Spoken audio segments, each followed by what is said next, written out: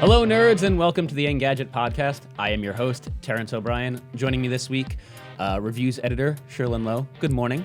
No, not good morning, but hi. Just hi? Yeah, just no good morning? All right, fine. Yeah. Screw you then. And Always. joining us again, executive editor, Christopher Trout. Hello, Clarice. Not just, what? Can't you say something different? No one here's named Clarice. I know it's a reference. Y'all are all Clarice to me. Yeah, that's... It's very sad. Are It you? has, like, Did you one not know friend. that's just... So- we don't have names. You're We are- Clarice. I can We're live all with that. worker bees named Clarice. I actually have you guys in my corporate spreadsheet as Clarice 1, Clarice 2, Clarice 3, that other Clarice, that bitch Clarice. I want to be Who's that, that bitch, Clarice? I'm not letting that one out. No, I was hoping it was Sherlyn. We all know it's me. Yeah. It's It's actually Michael Gorman, editor-in-chief of Engadget. So.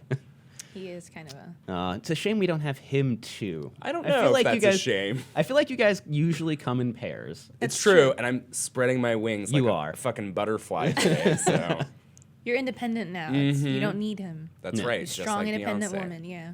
And because you're on the show, this of course means that this is going to be a very not safe for work episode. Right, this is age-restricted, y'all.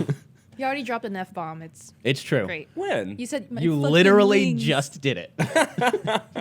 You don't even know when you do it. It's just like it happens subconsciously. It's your thing. I mean, yeah, I probably say fuck in my sleep, you know? Yeah.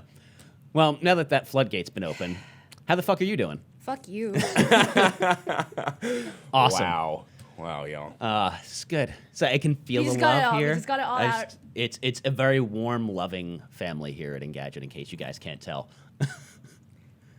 I don't know what I got myself into. Yeah. Just- You got yourself into Another some fun. podcast. I know, yeah, great. No, it's, And me taking you down. I was just gonna say, Sherlyn, your task for the day is to crush this man and knock him off the top of the Flame Wars leaderboard. Am I still at the top? You are at the top. I don't want you to still be at the top though, because like that'd be, be nice. To Right, the reigning champion.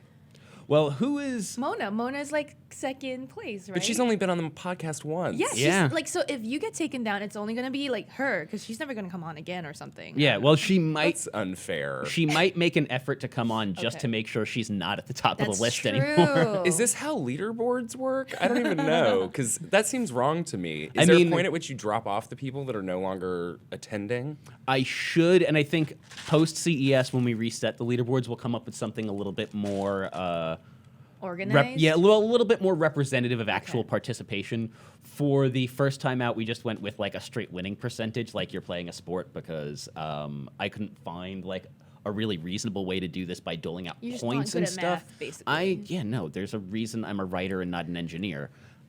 It's because I can't do math for You anything. don't think it's weird that like all of us, we're writing for a publication that definitely delves into things like science and engineering and math, these STEM Okay, but Yeah. I am disciplines. still. I used to code, so I don't know about y'all, but I at least get that stuff. Okay, well, I would say that like 90% of our staff, not to throw everybody under a bus or anything, but like don't know how to add 2 and 2 together. Yeah, no, I'm horrible at math. I can't code. You can't write. Yeah, I mean, I can barely write. I can barely Aw. string English sentences together, for those who haven't figured that out yet. Anyway, are we going to play a game or what? Yeah, let's... Yeah, that. But do you also want to tell people what you decided was going to be the loser's punishment? or Oh, so something? we were having some conversation about that. That might not be exactly what Okay. happens. Okay. So we're going to hold off for revealing that just yet. How come I don't get to know? We still don't know what's going to happen to the winner and the loser. That's basically Yeah. it. Oh, the ultimate winners Yeah, and of losers. Flame So Wars. as, Okay. Not as we've today. said before, at CES, we're going to do something on the podcast where the winner will do something to the I loser think to the winner. humiliate I think the them in winner some way. gets a bottle of champagne and gets to spit said champagne on the Ew. loser. I mean, if the that's loser pretty good. A enjoys it? little Because it's bit. probably going to be me and Michael when it Yeah. comes down to it. It's a little bit of an inside joke, but I enjoy it. Yeah. Amazing. Okay. For those who don't know, what year was that? Was that 2012, I 2013? think it was 2011, maybe. Oh, was it that long ago? There is a lovely video of Christopher Trout and the rest of us on stage at CES, and Trout choking on champagne as he's drinking it straight from the bottle and spitting it all over the place. All over the editor-in-chief at the time, Tim Stevens. Yes. That's amazing. And I think I ruined his laptop. I think that like he may have had to replace his laptop. Oh, dude, that sucks. Yeah. Sorry, Anyway, Tim. either that is not true or it is, and it really doesn't matter. Hopefully He's an amazing he'll- role model. Yeah, hopefully might he'll be fake news, comment y'all. Yeah, in the. He'll leave something in the comments to let us know whether or not that actually happened. You think he's listening? No, but I will tell him to. Okay. Just send him a message. Like, hey, we need you to answer a question. So let's get to it. Let's Yes. go to Flame Wars. For those of Finally. you who don't know, this is where we debate the biggest stories of the week. You guys get 20 seconds to make your opening arguments, and then I'll allow time for a brief rebuttal. If you go overtime, I will give you one of these. And at the end of it, I will declare a winner. You get a point. I feel like that button is so far away from me this Yeah. time. Yeah. For It's okay, I a got it. very good reason. So let's start with Pebble, who was bought by Fitbit yesterday or the day before. We're Well- recording this on a Thursday. Yeah, it was officially announced like this week, basically. Yeah. And so one of the things being talked about is that this might be the end for the Pebble brand. All of the Pebble products might be phased out. It's as not part of just this might. deal. It seems pretty definite at this point. Yeah, they're just Well, buying. We don't they have can official- they can sell the hardware Right. assets to another company. So. Oh, that's true. Yes. They bought over the software. Yep. So, okay, that's true. So, but let's go with the big question, which is, does it even matter? Is it time for the Pebble brand to die? Chris Trout, we are going to start with you. Yes. I would argue that not only should the Pebble brand die, but all smartwatches should die because they're useless piles of junk. Nobody bought them in the first place, and they're ugly as sin. I think you broke poor Sherlin's heart. Are you do I wearing do? one right now? Or are you wearing a Pebble? So like a hybrid watch. See, you're not even wearing a legit 'Cause smartwatch. I don't But have go on, one. try to defend All right, yourself. here's your time starts now. Pebble was the smartwatch industry pioneer. They brought a lot of the first ideas of what a smartwatch should be into the market, and they should still continue to innovate because they've done so in the past. However, that doesn't look like it's going to happen. I like that your defense is it should happen, but it's not. It's just- and just getting really sad. Wah, wah, wah. So I mean, specifically, I mean, I also stayed on topic, by the way, and I didn't go ahead and bash the entire industry. well, I mean, I'd argue that that's still on topic. I mean, Oh, absolutely. Like, they're useless piles of junk, and why should are any of them be not. produced? They are not. They're so convenient. They put notifications on your wrist when you travel. I know you don't live in New York, where we all use the subway all Was the time. that shade, but- girl? No, it's a lot of shade. Damn. well, I live on the riding- West Coast. Like, I live in a city. yeah, still, and but- riding the subway all the time. What I mean, it's just so notifications much are more you getting in the subway? Oh, like when now we have Wi-Fi in the subway stations, right? Shut Yeah, and it's So we still like get text messages from friends who are like, "Where are you? Oh, hey, meet me here instead of there." Are yeah, you but friends? it's only at the station. What? What's it with you? What's it with people saying I have no friends? I have millions of friends. No, Go that look was a at me. question. Millions? You have friends? I have millions of friends. This is an Millions. accusation. Facebook and Twitter. Seriously, millions? Nah, just thousands, but you know. Okay. I also like lived in two countries. Anyway, Yeah, I mean, I think I won that one. no. What? Well, one question for you before I declare a winner, which is, do you think that there's no value to the Pebble brand at all at this point? No, I don't. And I think that, like, honestly, it was a big deal once, right?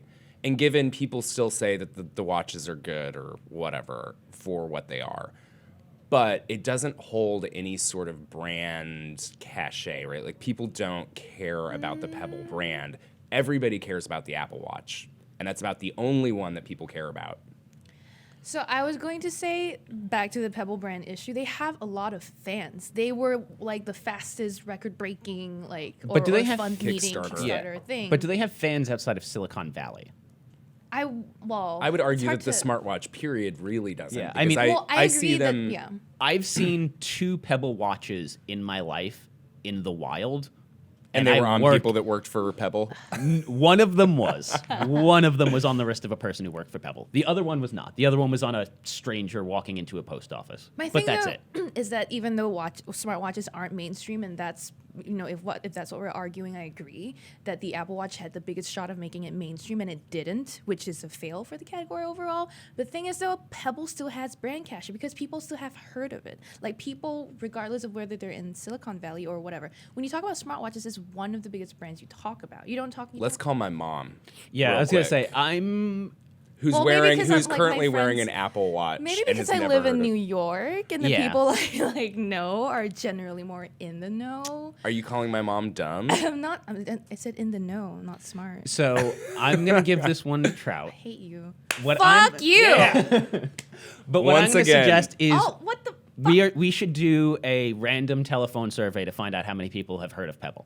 We should just get like an auto dialer and start asking people in the Maybe I Midwest. just hang out with too many young, cool, hip folks. That's That's what the it problem. is. I You're would just s- too young, cool, and hip The for us. idea that Pebble is somehow young, hip, I and didn't cool say I didn't say Pebble is. I said the people I know are, and they in turn know of Pebble. Okay. Anyway, All right. I'm just in a bubble. That's what it is. Yeah. And you lost. Moving on. It's not all over yet though. You still have 2 more I'm chances. not gonna. This was my best. Anyway, I don't think it is. Am I think, still? true, If that's I lose the next 2, am I still In the lead. the champion? I'd have to do the math on that. Well, that's but gonna I take too long, so Don't let's think get back so. to No, it. I think if you lose the next 2, Mona is the new leader. I hate it. although I think you have a good shot of winning one of the other 2. Yeah. Right, I'm me just too. not in it right All now. right. So for our next topic, we're going to talk about Pandora. They announced their sort of long-awaited Spotify competitor. It is called Pandora Premium because why not? I guess you don't need to get super creative with names. And it's a brand that's recognized, so I mean, why fuck with something that works, right? Again, we're just completely not even bothering with we don't have too many details about what it's going to look like, what it's going to cost. The only thing we kind of know is that it's going to be basically a clone of Spotify Premium, right? Is it going to be a clone? See, I don't think we know enough. We don't know enough, but we know that it looks like radio or RDO, and it looks like it's basically going to do it's- the same thing as Spotify. It's taking the brand beyond simply starting a playlist based on a single song or an album. It's supposed Will to be. they also be removing the vowels from their name? They might be. It might become Pandora. Pinderpum. Pinder, hey, it's like Tinder for pants. What does that look like? Swipe left for anyway. What? A Pandora for pants. That sounds like a TechCrunch disrupt pitch right It there. really does.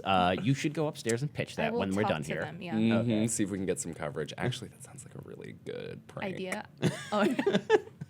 I will do it. They So love we me should up put there. together a fake company and go present at Disrupt. Yeah. Which was Oh just, my was god, just wrapped, can we do actually, that? but Yeah. anyway. I mean, they're definitely not listening to this, right? They should are. be able to get they're away not with it? Okay. Maybe they're hate listening to Yeah. it. Yeah. They're like, we're so jealous right now. Maybe Brian Heater is listening. Or Anthony Aw, Ha. Beats. We'll force both of them to listen Yeah. to it. It's okay. Well, we don't want them to listen because then the prank won't work.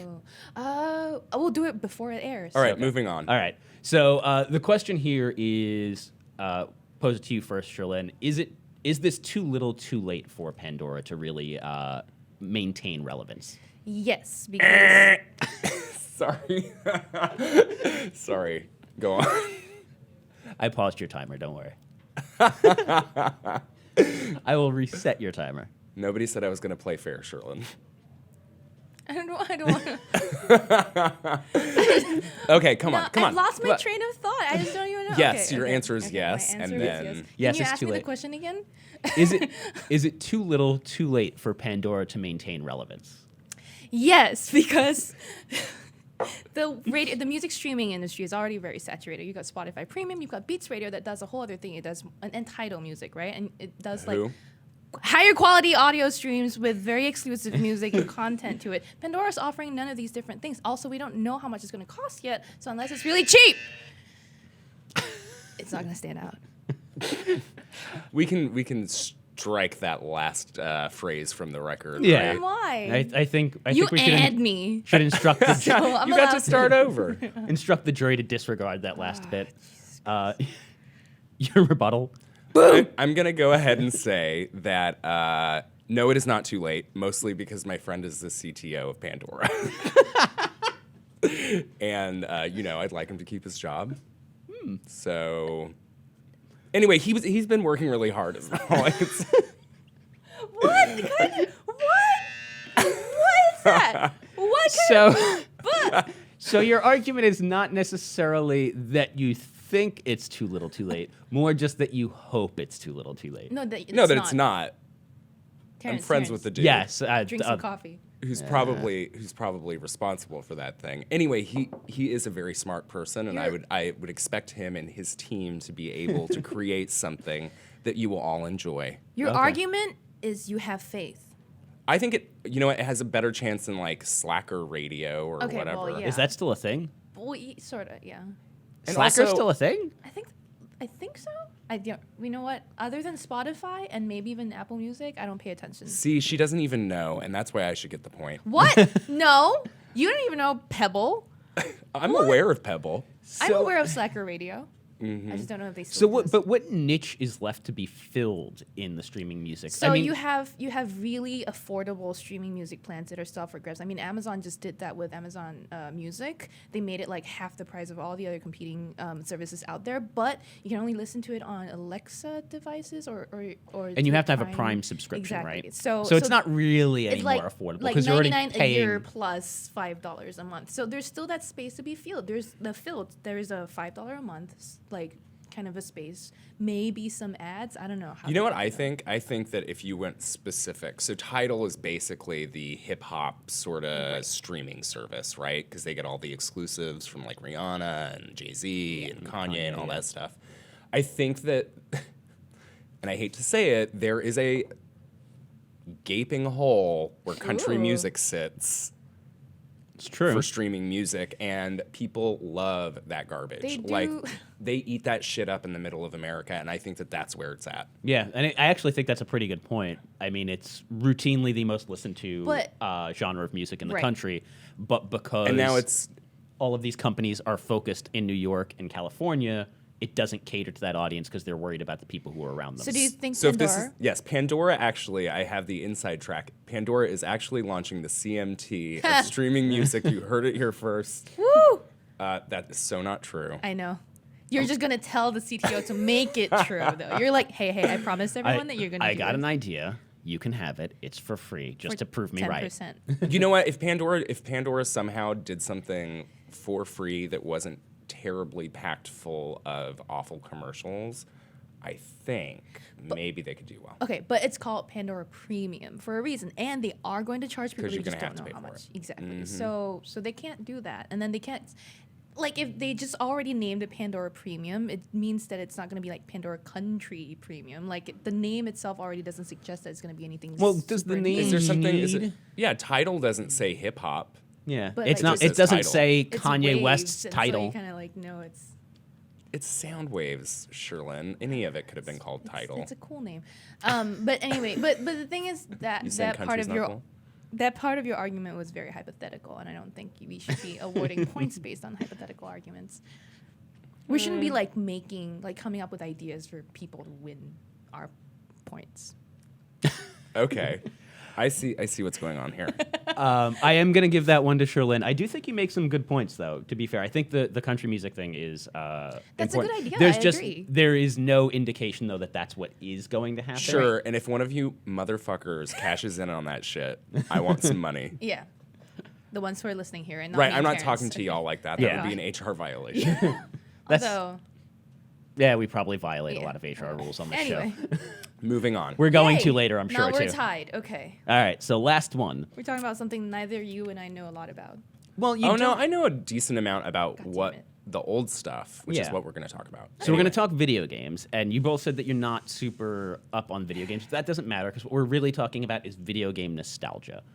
Over the past week alone, we've seen all of these announcements of like re-releases and remasters of like old games and being brought to other formats. There's going to be an Altered Beast and Streets of Rage, either TV show or movie. There's going to be, they're bringing back Excitebike 64 from Nintendo. Windjammers is coming to PlayStation 4. For those of you who don't know, that was Who? like a Neo Geo Frisbee game. It was a super fun game, but like it's super niche. What's Neo Geo? Okay, so It's okay. I don't even know either. no, you guys don't know Neo Geo. Unless it's a Pokemon. Is that a platform? Yes. So Neo Geo was a big video game company, mostly in the 90s.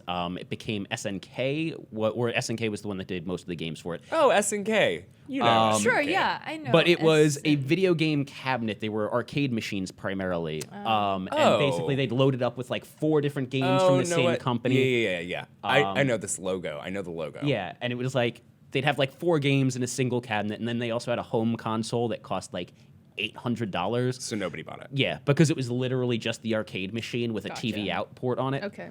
Which is why the company collapsed. Okay. But yeah, so Windjammers was this like multiplayer frisbee game for the arcade. Because don't go outside and play or anything. Yeah, you I just- don't know. okay. And then, of course, you have the NES Classic, this micro console with a whole bunch of built-in classic Nintendo games that originally sold for $60, which I'd argue is already a little bit overpriced. You can get similar things with loaded full of Atari games for $20. You could just buy an old console, like they're on eBay. Yeah, with games for $60. And they're not that expensive. This thing sold out so fast, and now basically the only way you can get it is to pay $300 on eBay. It's fucking sneakerheads. Yeah, it's the it's- same shit. I like how craziness. you're like arguing my point now, and then you're gonna have to Yeah. argue the other side of it. I'm a great debater, as is proven by the leaderboard. Anyway, So let's start with you, Trout. How am I arguing? you agree with whatever he's gonna pose. Okay. Yeah. I'm pro. Is video game nostalgia officially out of control? Yes. And let me tell you why. It's because it's fine for us to feel that way about the old stuff, right? But for it to come back, it has to be as good and as fun as it was. Truth be told, we've come leaps and bounds beyond what that stuff was, and I don't think that anybody's going to care that much, right? You're going to play Mario once and throw it out.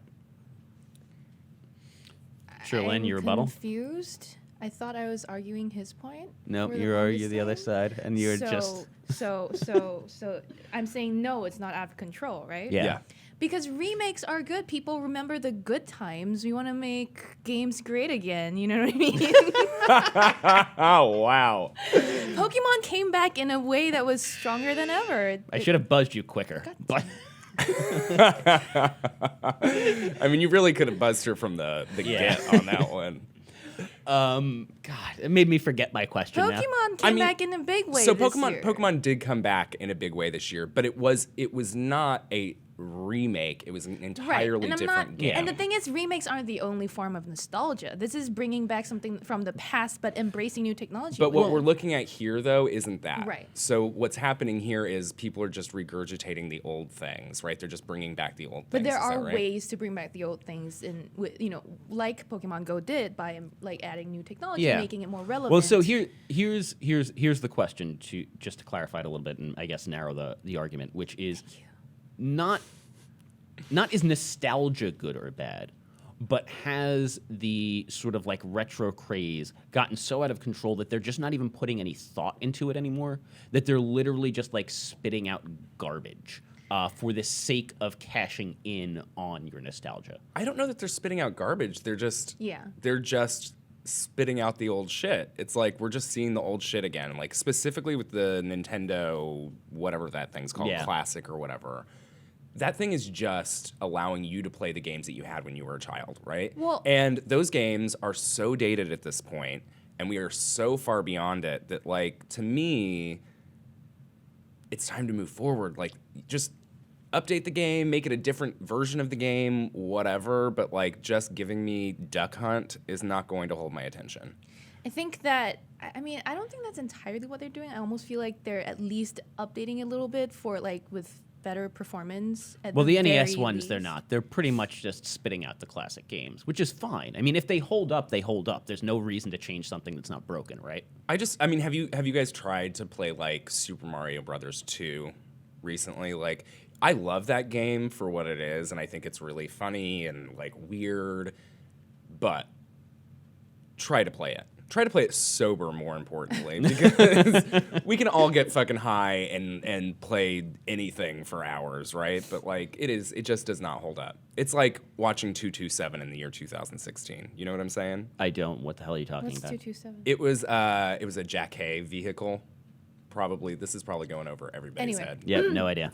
Sorry. You're old. But I think one of the things we can learn from this kind of crappy nostalgia, however it's regurgitated, is we can learn how crappy things are and learn how to improve them and then learn, like, see for ourselves exactly how far we've come, kind of. How right? did we not learn the first time? I guess we could ask that question about presidential politics too. I mean, context helps, right? Putting it in the modern era is just like, oh yeah, things were kind of bad. We've come a long way. We need to appreciate what we have, but still continue to innovate. Like, there's something to be learned. Not that people are necessarily going to. They're just going to spend their money anyway. I think there are better things to be nostalgic about.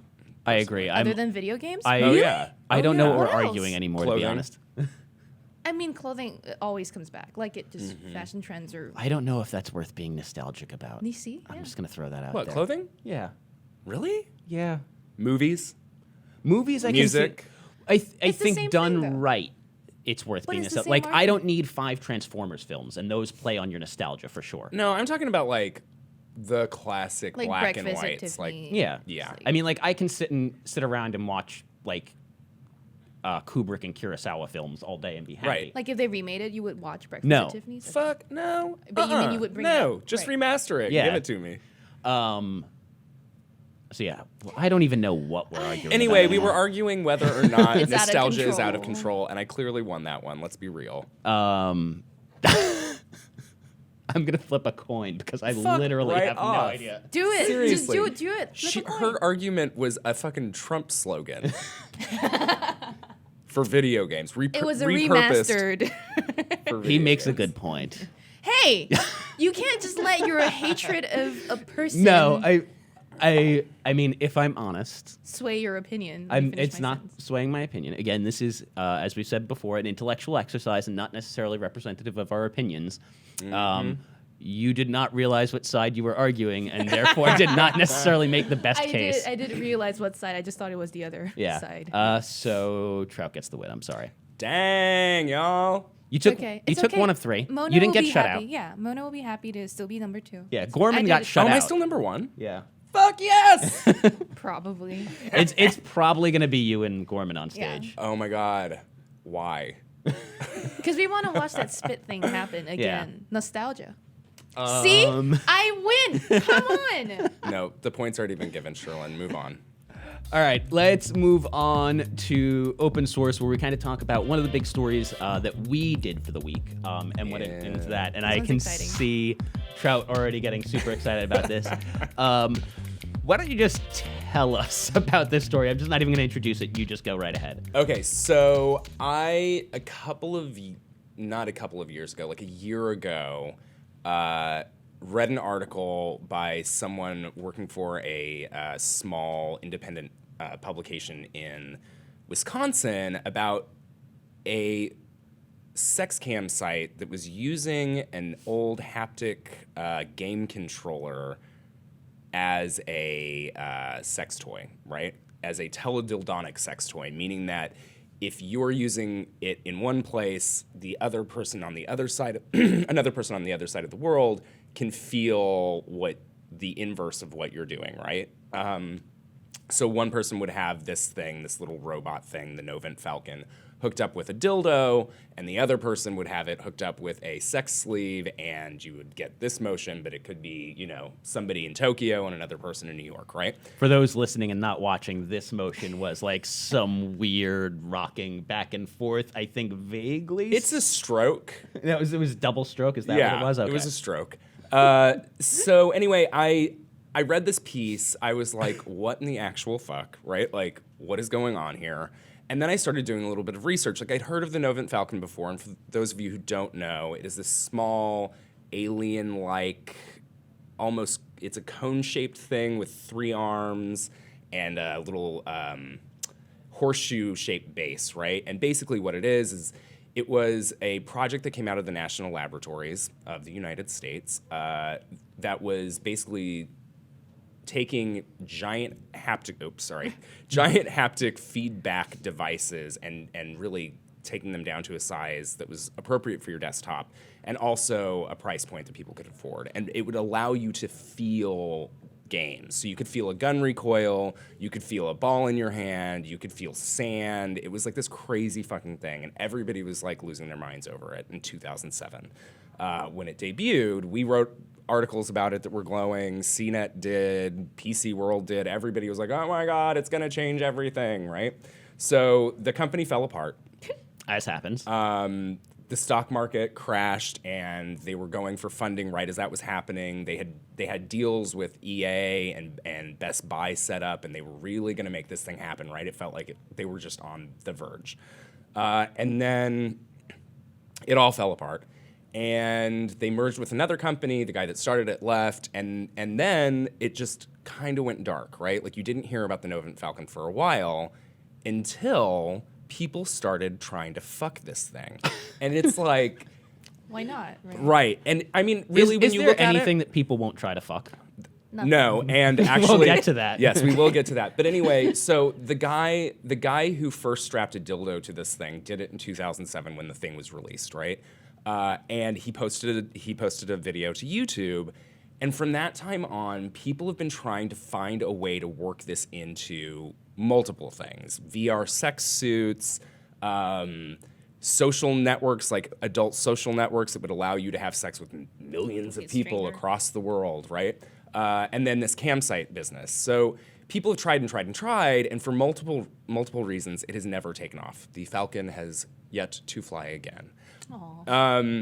But when in the process of doing this thing, was like, how I saw this video on YouTube, and I was like, how in the world would that actually penetrate a human being, right? I mean, you would have to be so wide open and so lubricated that anything could just slide right in, right? Because this thing, like, it stabs wildly and it just like sort of flops around. And it's only got 4 inches of movement? Yeah, it doesn't go very far, Yeah. right? So you'd also have to have your legs spread pretty far, or, be taking it from the back or whatever. So anyway, I was like, how in the world can you actually fuck yourself with this thing? And the funny thing is like, you hear people talk about it over and over and over again. Like, oh yeah, I fucked it. My girlfriend's fucked it. And got all these campsite girls that are getting ready to fuck them all over the world, right? I wanted to know if you could actually do it. And as opposed to doing it myself, right, actually trying to have it penetrate me, which is not above me, really. It was just, or not below me. I probably would have done it given the chance. It's just something you weren't particularly interested in, probably shouldn't be in a video on the site. Right. Well, right. Ultimately. So we needed video evidence of this thing working or not working. So anyway, we decided to go with a donut because it's got a hole and it's malleable enough. And you can get cream-filled ones, and that was going to work great for TV. So anyway, we brought in the guy who had originally strapped a dildo to the Novant Falcon, and he did a demo for us, a hands-on, basically. And we strapped this pink vibrator to the end of the Novant Falcon, and he set up some special software that would allow it to thrust back and forth. And I held on to the donut, and the results were terrifying. I mean, it destroyed, absolutely mutilated the donut. And when you think about what that could do to your body, it is disturbing on so many counts. Aren't you very glad that you didn't try it yourself after the demonstration? You know what? Like, I'm a pretty resilient person. I prefer to try this stuff myself. So, like, my column, Computer Love. Yeah. Check it out on the Engadget.com. It's great. Basically, I prefer to use the things because I feel like it is so hard to describe sex or to experience sex in a way if you haven't experienced it for yourself, right? Well, Wes, what I'm asking is, are you glad you didn't try it just because... I could have gotten hurt? Yeah, like, in retrospect, after watching it, are you like, yeah, maybe it's best that we did, like, this demo with a donut first because that might have fucked me up?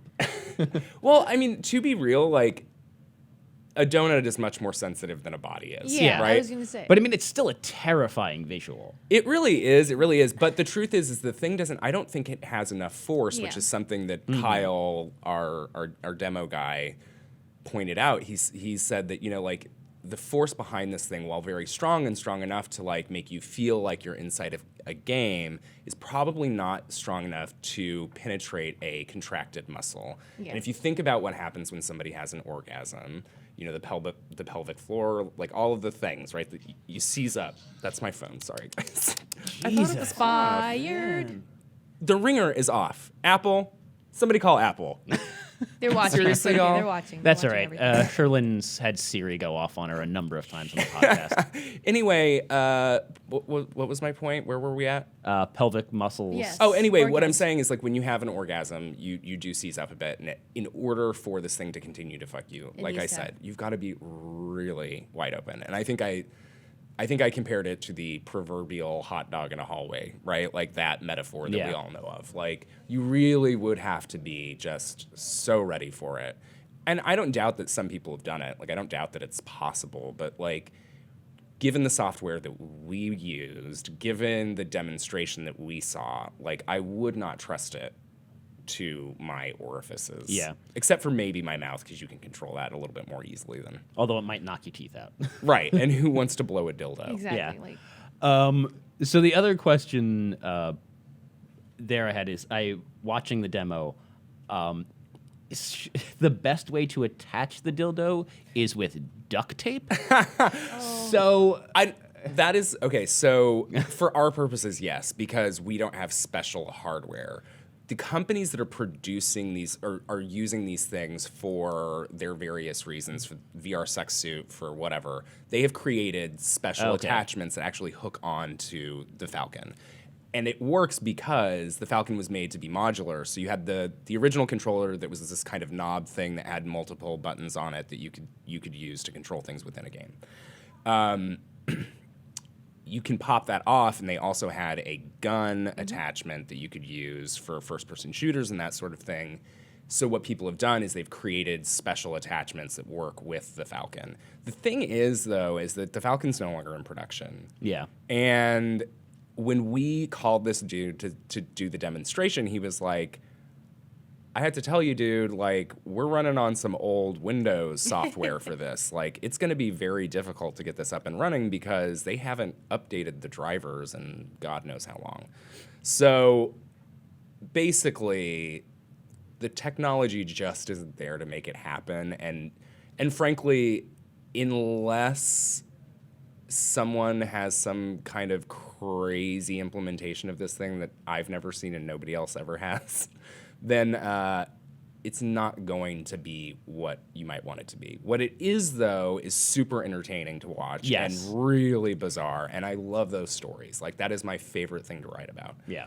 some of those videos that we saw, the B-roll that you had were kind of wild. Like you can't attach a dildo to the end of it, but it looks like people have also attached like what look like breast type things. Oh, on so them. There was a And then- sleeve and fake breast that you could Yeah, and maul then while So- tucking yeah. a sleeve. So there was a company out of Japan, a video game company out of Japan, and I don't remember the name of the company, but basically they created this demo with Tenga, which is a sex sleeve, or Tenga does a bunch of different stuff, Right. but they're known for their sex sleeves, right? They created a demo that basically it was an April Fool's joke that everybody on the internet thought was real because people are so stupid. And when it comes to sex, everybody just giggles and Sure. moves on and thinks, "Oh my God, can you believe it's real?" No, it's not real, y'all. Anyway, what they did is they created this this VR sex suit that had everybody thinking like, "Oh my God, we're all going to be wearing these things in the future." It was a Samsung Gear VR. Okay. A white spandex all over bodysuit, and then a Novant Falcon strapped to this dude holding a Tenga sex sleeve with silicone breasts on top. So basically the idea being silicone? yeah, Silicone. That's the one that goes in your boobs. So you could you could manipulate the breasts and it would jack you off while you're watching porn. This very sexist. You mean the falcon is what jacks you off the sleeve? Right. Yeah. The sleeve on the On falcon. Okay. You got to see it. Yeah. Like, I mean, I saw the top part. but anyway, the point being that that was a joke. Yeah. And it doesn't work that way and probably wouldn't. And really, if you look at how kind of haphazardly the thing moves around, it's like, not only do you not want it penetrating you, you probably don't want to be penetrating something that is moving that way. Yeah. Yeah. It- Something could break. It looks kind of terrifying. But the guy looked like he was enjoying himself, like really hard. Oh, well, it's funny, but it too. is. I mean, you it's can like- understand why people would be fooled by it Yeah. as well. Like, I mean, it's not super unbelievable. Like, It's not impossible. Well, no, and I think that what happened was the Falcon looks really futuristic in a lot of ways, Yeah. right? I mean, like a future past. If you put a Right. different skin on it, it could look like the future again because it's so bizarre looking, right? Yeah. It looks like a little kind of like, it's like an orb with yeah, like a little spaceship an almost. orb-like robot thing. Right. it looks like a prop from a 90s sci-fi film or something. Yeah, and actually, I was told by the guy who started Novent that they had been used for that, right? They've been used as props in big Hollywood movies. I'm just sure like it has. reskinned to look like something else. But anyway, I think that people see this thing, and it's like, how could that not be real? It's so advanced, you know? Yeah. And you spoke to the founder of Novent, but you didn't speak to anyone that. I mean, the company doesn't exist anymore altogether. Novent Falcon. So the Novent ended up merging with another company called Force Tech. Okay. And Force Tech seems to maybe still be around, and I tried to reach out to them by every means possible and never got a response. But just nothing. That's unfortunate. I did end up talking to Kyle, the guy that did the demo for us, who was the first one to strap a dildo to it. I talked to the people from Crystal Studios, who are the people using it for a cam site that has yet to launch, and was announced 2 years ago. So that says something. But I talked to him, and then I tried to get a hold of everybody that had used it at some point, and it's hard to get people to talk about sex even when So they're in sad. the business of sex. Yeah. But I'm also curious because you're more familiar with the sex toy market, right? Mm-hmm. There's a lot out there. There's a lot of things that can do teledildonics. Yeah. Yeah.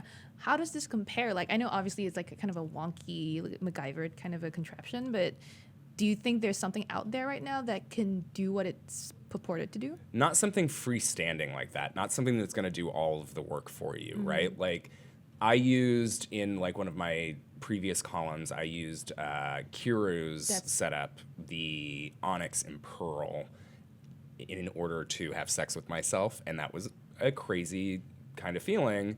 It is a much more that is a much more interesting kind of use of teledildonics because it uses sensors within the thing, pressure sensors, in order to Gauge how you're. to transfer what you're doing from that toy to what they're doing in the other toy. What this is doing is it's just like as somebody Back puts and it in, forth. it comes out. You know what I mean? Like Yeah. that's not as fun, certainly. I don't know that we need a freestanding sex toy like that. Like I think that it's okay to use your hand to masturbate. Like that's what we're used Probably to. the best, You know what yeah. I mean? I think that there are better implementations of teledildonics, absolutely, and ones that you don't have to have connected to very specific software inside of a Windows machine from 1994. You know? Yeah. So sad. Yeah. It really is. I mean, it's an interesting story just in itself as a gaming device and how that fell How apart. it became. Yeah. Yeah. And Right, and how something seemingly so great can just not make it, right? And then nothing makes it. Yeah. Like we don't have a replacement for that haptic feedback device. I mean, partially, though, it's because of price, though, right? It was partially because of price. It was partially because of size. It was a $250 game controller. It was pretty large. Yeah. The other thing is, and this is what Tom Anderson, the guy that started the company, told me, is that it was really hard to get game support because people had never experienced this before, right? And it was a chicken and egg sort of conundrum. If they couldn't get game support, then Nobody was going to buy nobody it. was Yeah. going to buy it. And if nobody bought it, then they Then no couldn't get games game would support. support it. So, ultimately, that wasn't working out. what he did was he started to license 3D touch rights from these companies, something that didn't exist before, for very cheap.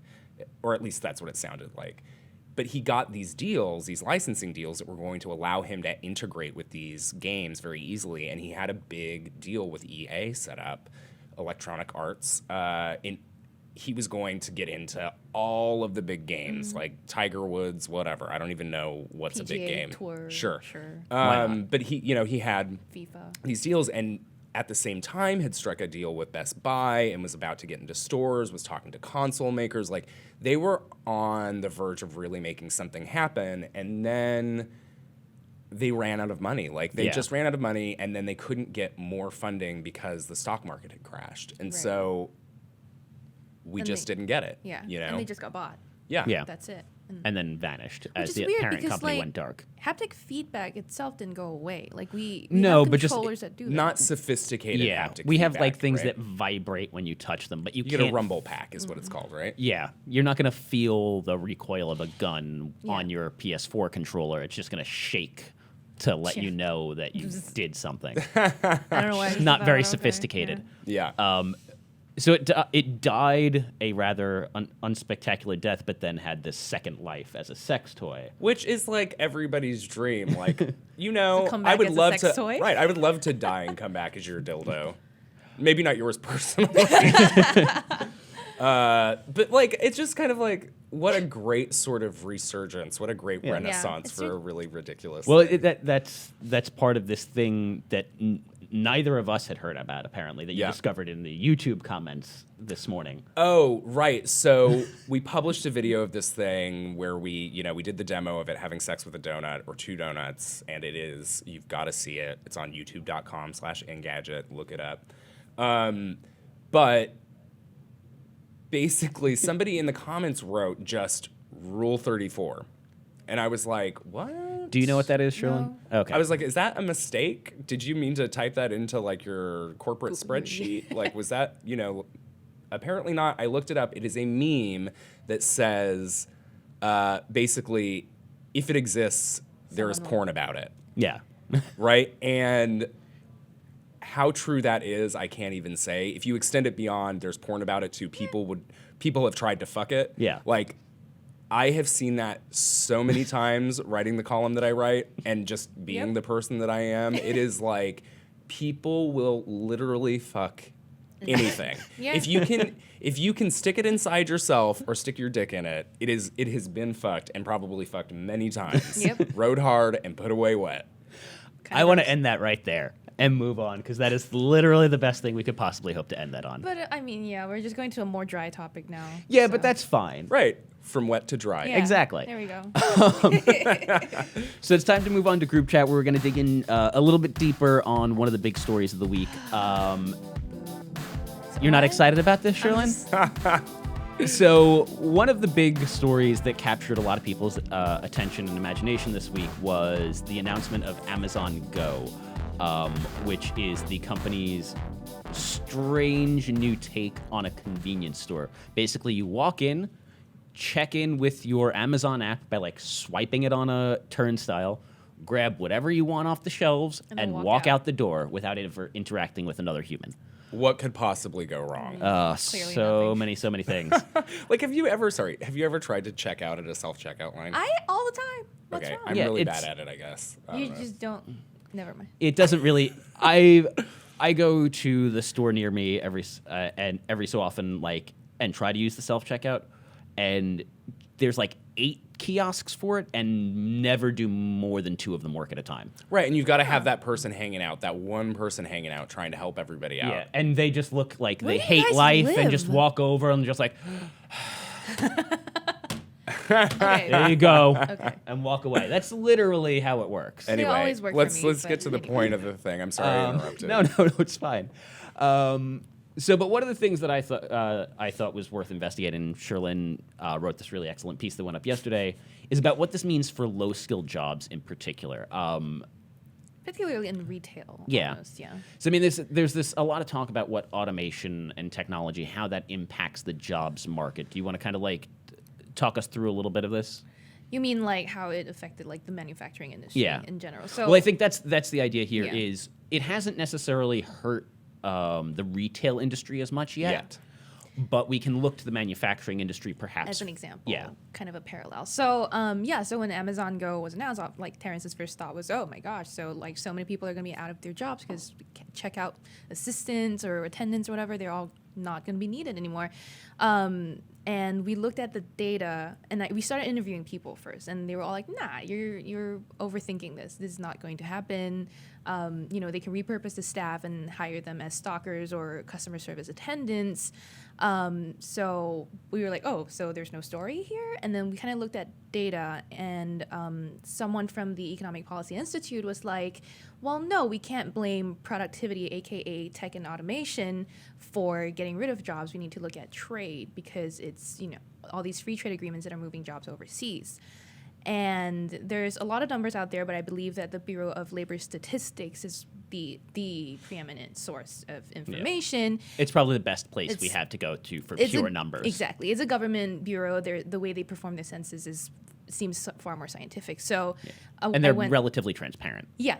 And they have all like exact numbers by like the year for you, every single year from now to the 40s. So we looked at the data from 1970 to today in the manufacturing industry, kind of just as an example of how that's the industry that was most impacted by automation, like cars, assembly lines, they got wiped out because of robots, right? So we noticed that numbers there sharply declined around the year 2000, as opposed to 1994 when NAFTA came into effect. And that's one of the biggest trade deals that was kind of labeled as the culprit for the jobs loss. So this is a decrease. We're talking about productivity statistics. We're talking about employment statistics. Oh, okay. So and just to add to that, I was doing a little bit more research this morning just to like make sure that there wasn't other stuff we were missing on the trade side. And like no major trade there's deals. no major trade deals that have been put into effect around the year 2000 that would greatly impact the manufacturing sector, as far as I could tell. So what was happening in the world of automation in 2000? That's important, no? That is important. We tried to find out. Like I asked the people again that I interviewed at the EPI, and no one really can put a finger on it other than the fact that productivity saw a significant increase. So we're looking at like basically, and productivity is kind of just like an intangible word to imagine, but what it means is that you're getting more output in terms of like profit or earnings or whatever, but the same number of people working. Yeah. And for that to happen, you have to think that processes have improved, machines must have helped something to kind of, make it easier for you to make more without increasing your employees. Yeah, so like to be clear, when we're talking about productivity per worker, we're not talking about the American public suddenly decided they had a much better work ethic. Right. It's because now they have computers, they have the internet, and I think that's one of the big things. It's not that the internet and computers and robots didn't exist Before, but in the year 2000 and around that area is when that stuff really started to take off, when you started connecting the machines to the internet. It wasn't just like a dumb robot that was bolting something together like you had in the 70s and 80s. This is a much more intelligent machine. You have the emergence of much more complex programming. It was like Windows 97 and after, you know what I mean? Like it became a mainstream thing. So that was, me and Terrence were immediately like, yeah, that's pretty clear that it's tech. So I also went and looked at retail sales numbers, and the BLS, the Bureau of Labor Statistics, themselves had a report on jobs projection for the retail industry. And they were pretty optimistic about it. They were like, oh, there's going to be 7% growth of employment in retail. And we were like, I was like, well, that's strange considering, I mean, obviously so the forecast was for 2014 to 2024. So clearly they did this prediction before Amazon Go was announced. But it was also kind of when online shopping was kind of taking off. And the thing is, despite all of that, they were optimistic about growth. For them, they thought that it would spur companies to hire more employees in physical stores to kind of compete with online stores. So like the idea is that on Amazon.com or eBay or whatever, wherever you're shopping online, you don't get the personal service that you would in a store. So companies, to kind of give a more personal experience, would hire more humans to work in physical locations. That sounds counterintuitive to me. They're not going to invest more in a dying industry or a dying service sector almost. Right. And I mean, and here's the thing: is I think that makes a certain amount of sense. Yeah. Like, yes, you can offer more service, or maybe you do. If you don't have any cashiers, it gives you room to hire a couple of extra stockers. Right.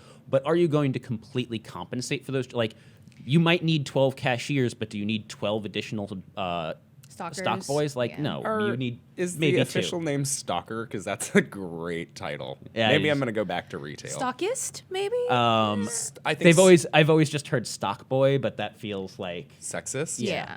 Well, it is. But So- that's, I mean, it's usually like a kid in high school with his first job. That's like a paper boy. Yeah. I mean, retail jobs are also very seasonal, right? You probably Yep. hire more around Black Friday, or you have temporary workers during the holidays and stuff like that. So it just means that demand for these people might fall because, first of all, it's not a permanent job to begin with. You might hire more checkout assistants or stalkers again. Stalkers. Yeah, during the holiday season. Or stalkers. Like I'm going to hire a stalker. I already have. I have a You few. have? Wait, you have a few stalkers, or you've hired a few? I have. Anyway. Are they agents? Are they agents of yours, or are they? Some of them coming might for be you? agents. Some of them Maybe just both. organic. Maybe you're paying people to stalk Maybe you. I don't know. Let's whatever. I feel lonely, guys. So like yeah, for example, when I go to, but again, like Terrence is saying, I believe that a lot of checkout workers are already performing double duty. They only go open up. Double duty. Sorry, y'all. I saw your the brain of a face. 12-year-old. Move on. Double D. And like yeah, when you go to a store and there's not a lot of people lining up at the counter, you know, they probably go back and help, you know, put stuff back where it belongs. So it's not like you're saying, it's not like they're going to, because of 12 Yeah. people that were supposed to perform checkout duty were you know, let go because of these non-checkout kiosks now. They're not just going to put, like, all of you, we're going to keep your jobs. You go help out in the fitting rooms or whatever. It's going to be, like, at least 5 of them are going to be gone. So I don't know why the BLS is so optimistic. Again, I think it's because Yeah. it's older. Like, it's an older report from 2014. I don't know. I'm a little confused about that too. But also, that is hinging on this idea that we're talking about here, something like Amazon Go really taking off. Right. And I think that there are some inherent issues with what they've got going on.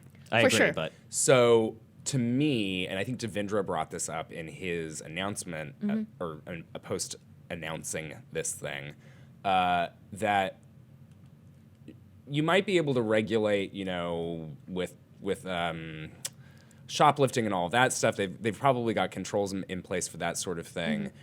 But how do you keep people who are not Amazon Prime members Subscribers, yeah. from coming in and taking your shit? yeah. You know, like, and also, are they gonna like chip you? Like, how are they gonna like? Do you have to Right. have a card on you? It looks in order like to it's get in? phone based. It Phones. looks like it's all NFC and app based. So Right. I mean, it looks like The they- ultimate, though, is for Amazon to implant a chip inside of you, and then Yeah. you just become an agent for Amazon, I mean- which is why I will never use an Amazon service ever, because they are coming for us, y'all. They're trying to turn us into fucking walking, talking Amazon zombies. Okay, I don't think it's just Amazon that's doing that. So Oh, I'm not saying I that think they're it's the gonna only ones, No. but they're the only ones who control retail as strongly as they do. Yeah. They sell They do. absolutely everything. I don't refuse to use Amazon, but I do. I will say that this especially freaks me the fuck out. Like, what was it? Target? Was that the story about the girl who like Target knew she was pregnant before she did based on her I shopping think habits it thing? was Like, Target. Yeah. Amazon is going to be able to do that if it already Okay. can't. Like, Amazon's going to know you have diabetes before your doctor does because of your eating habits. Like, Right, it's gonna and what know are they what gonna- you eat, how often. What are they you going to eat. do with that information, though? They're going to try and sell Target, you sugar-free gum. You Yeah. know what I'm saying? Yeah.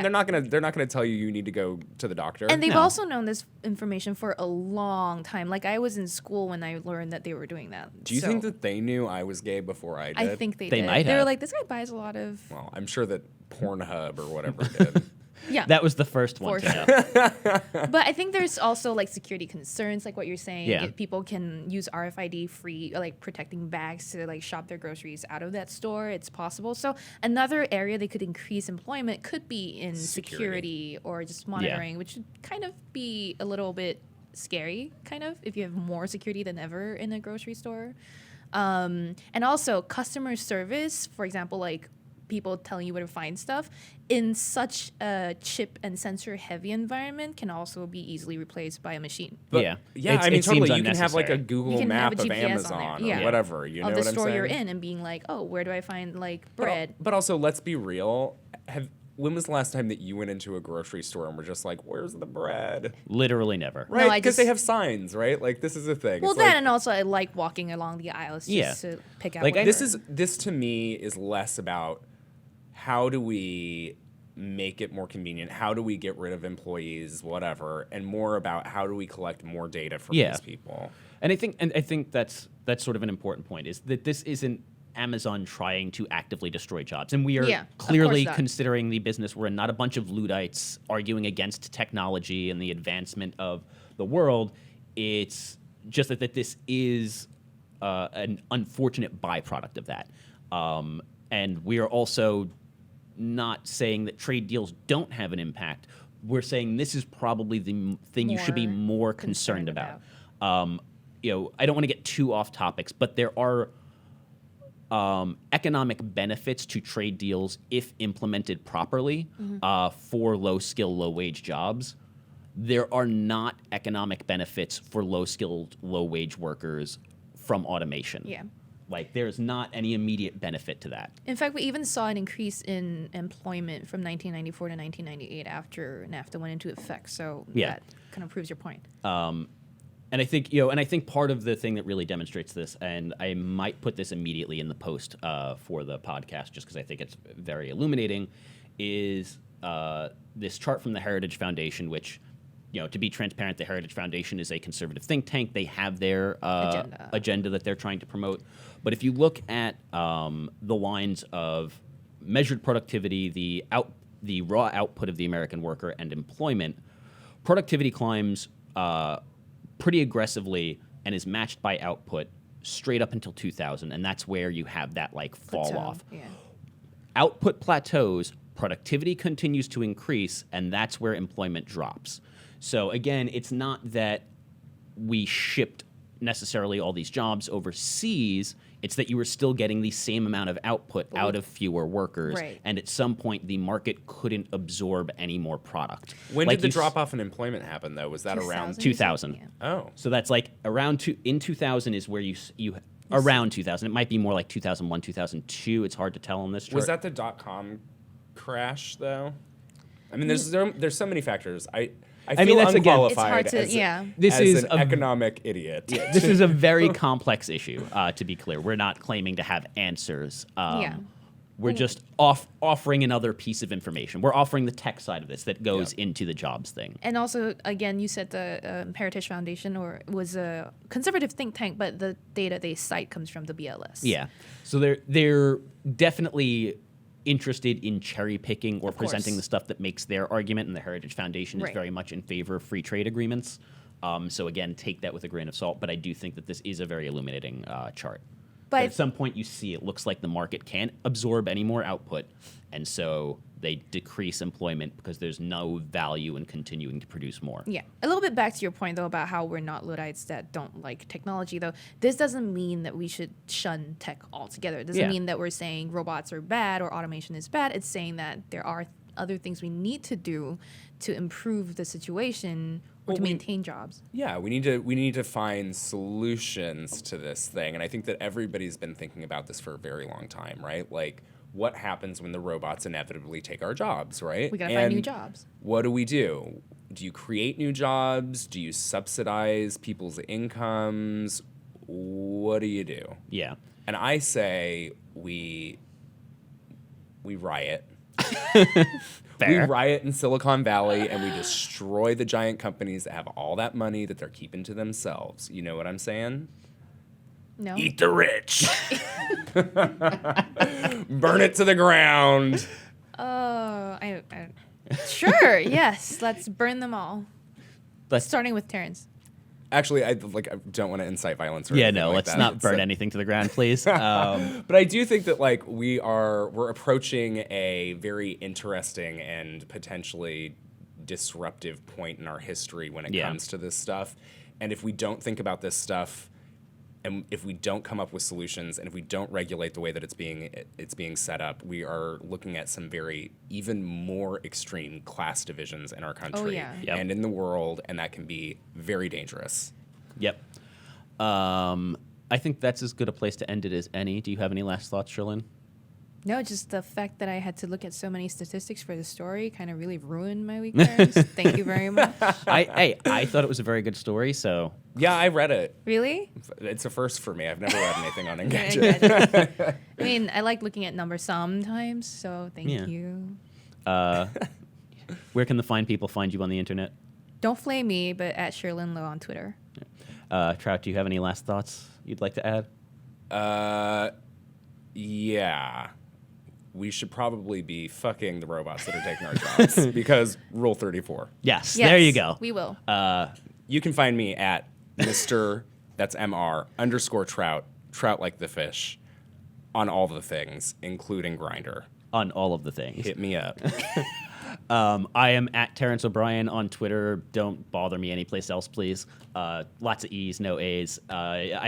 I want to continue this conversation, though. So please hit us up on Twitter, or don't hit up Sherlyn. You can hit up me. I am willing to have a very long conversation about trade policy and employment statistics with you if you want. Nerd! And you Yep. can hit me up, but please... Only dick pics. Make it Only- mostly about dildos. right. Only about dildos, and only expect Mariah Carey gifts in Yes. return. I love those. When are you going to see her, by the way? Tonight. Tonight? It's Are going you to be a excited? magical Christmas wonderland, y'all. Excited for you. I know. I'm dying inside.